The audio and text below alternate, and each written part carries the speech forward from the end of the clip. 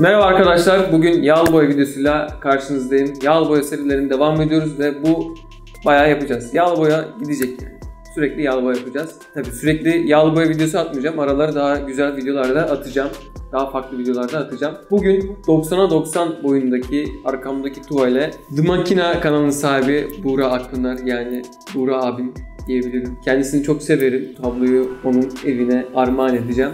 İnşallah istediğim gibi bir çalışma yapabilirim. Önceki çalışmada biliyorsunuz hatalarımız olmuştu. Yaptığımız hataları biliyoruz. Yaptığımız hataları hiçbir şekilde unutmuyoruz. Çünkü yeni tabloda o hataları yapmamamız lazım. Hatalar tekrarlanırsa daha büyük hatalara yol açıyor. Hataları bilirseniz o hatayı düzeltmek için uğraşırsınız. İlk seferde olmaz, ikinci seferde bu hatayı düzeltirsiniz. Bir şekilde düzelir o. Yani hatalarınızı not alın. Videoya çekiyorsanız videoyu tekrardan izleyin. Nerede hata yaptığınızı görün. Benim videolarım olduğu için bir de unutmuyorum yaptığım hataları. O videoda söylediklerimi unutmuyorum.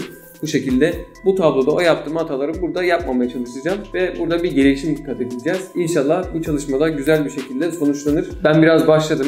Yani biraz derken arka planını yaptım. Astarını attım. Taslağını da çıkarttım. Şimdi bulutlardan başlamayı düşünüyorum. Ama kollardan da başlayabilirim. Şu an henüz karar veremedim. Boyaları bir elime alayım. Öyle karar vereceğim. Bu şekilde arkadaşlar, söyleyebilecek başka bir şeyim yok. Aşağı yorum yapmayı, videoyu beğenmeyi, kanalıma abone olmayı unutmayın. Bunu videonun sonunda da söyleyebilirim. Şu an söylüyorum. Bunun bir önemi yok. Daha önceki videomda bir duyuru yapmıştım arkadaşlar. Sizin çizimlerinizi tamamlıyorum adı altında. Onunla ilgili fotoğrafları, açıklamaları ben Instagram hesabıma attım. Orada detaylı bir şekilde bu olayı öğrenip çizimlerinizi bana gönderebilirsiniz. Çizimlerinizi kargoya vermeden önce mutlaka Instagram'dan bana mesaj atın. Bu çizim senin için uygun mudur diye bir sorun. Ona göre o çizimi göndermeyin. Boşuna göndermiş olmayın. Bu şekilde arkadaşlar, söyleyeceğim başka bir şey yok. Çalışmaya geçelim. Çalışma aralarında konuşmayı düşünüyorum ama konuşamıyorum.